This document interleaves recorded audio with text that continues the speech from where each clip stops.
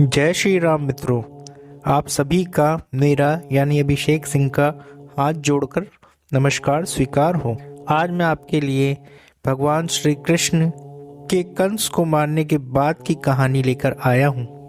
कहानी बड़ी रोचक है, इसलिए आप इसे आखिर तक जरूर देखें। और हाँ मित्रों, जिन मेरे मित्रों ने अभी तक सब्सक्राइब नहीं किया है वो चैनल को सब्सक्राइब करके बेल आइकॉन को जरूर प्रेस कर दीजिए, क्योंकि जितनी भी वीडियो मेरी आएंगी वो सभी आपके मोबाइल पर ऑटोमेटिक नोटिफिकेशन आ जाएगा। तो चलिए कथा प्रारंभ करते हैं। जब कंस का वध हो गया तो मगध के सबसे शक्तिशाली सम्राट जरासंध क्रोधित हो उठा, क्योंकि कंस उसका दामाद था। जरासंध कंस का ससुर था। कंस की पत्नी मगध नरेश जरासंध को बार बार इस बात के लिए उकसाती थी कि कंस का बदला लेना है। इस कारण जरासंध ने मथुरा के राज्य को हड़पने के लिए 17 बार आक्रमण किए।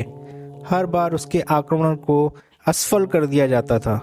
फिर एक दिन उसने काल यवन के साथ मिलकर भयंकर आक्रमण की योजना बनाई। काल यवन की सेना ने मथुरा को घेर लिया। उसने मथुरा नरेश के नाम संदेश भेजा और काल यवन को युद्ध के लिए 1 दिन का समय दिया। श्री कृष्ण ने उत्तर में भेजा कि युद्ध केवल कृष्ण और काल यवन में हो, सेना को व्यर्थ में क्यों लड़ाएं। काल यवन ने स्वीकार कर लिया। कृष्ण और काल यवन का युद्ध हुआ और कृष्ण रणभूमि छोड़कर भागने लगे, तो काल यवन भी उनके पीछे भागा। भागते भागते कृष्ण एक गुफा में चले गए। काल यवन भी वहीं घुस गया। गुफा में काल यवन ने एक दूसरे मनुष्य को सोते हुए देखा। काल यवन ने उसे कृष्ण समझकर कसकर लात मार दी और वह मनुष्य उठ पड़ा। उसने जैसे ही आंखें खोली और इधर उधर देखने लगा, तब सामने उसे काल यवन दिखाई दिया। काल यवन उसके देखते ही तत्काल ही जलकर भस्म हो गया।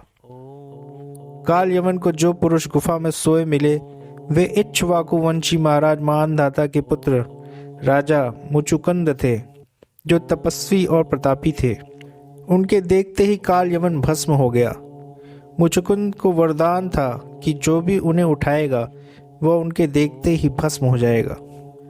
काल यवन के मारे जाने के बाद हड़कंप मच गया था। अब विदेशी भी श्री कृष्ण के शत्रु हो चले थे। तब अंततः कृष्ण ने अपने 18 कुल के सजातियों को मथुरा छोड़ देने पर राजी कर लिया। वे सब मथुरा छोड़कर रैवत पर्वत के समीप कुशस्थलीपुरी द्वारिका में जाकर बस गए। यह इतिहास का सबसे बड़ा माइग्रेशन था। उग्रसेन, अक्रूर, बलराम सहित लाखों की तादाद में कृष्ण के कुल के यादव अपने पूर्व स्थान द्वारका लौट गए। रह गए तो सिर्फ वे जो कृष्ण कुल से नहीं थे। लाखों की संख्या में मथुरा मंडल के लोगों ने उनको रोकने का प्रयास किया, जिनमें दूसरे यदुवंशी भी थे। सभी की आंखों में आंसू थे, लेकिन कृष्ण को तो जाना ही था। सौराष्ट्र में पहले से ही यदुवंशी लोग रहते थे। यह उनके प्राचीन पूर्वजों की भूमि थी। इस निष्क्रमण के उपरांत मथुरा की आबादी बहुत कम रह गई होगी। कृष्ण के जाने के बाद मथुरा पर जरासंध का शासन हो गया। तो ये थी आज की हमारी कथा। ये कथा आपको कैसी लगी हमें कमेंट करके ज़रूर बताइएगा। अच्छी लगी हो तो लाइक कीजिए, सब्सक्राइब कीजिए, शेयर कीजिए और मुझे इजाज़त दीजिए। मैं मिलता हूँ आपको अगले एपिसोड में।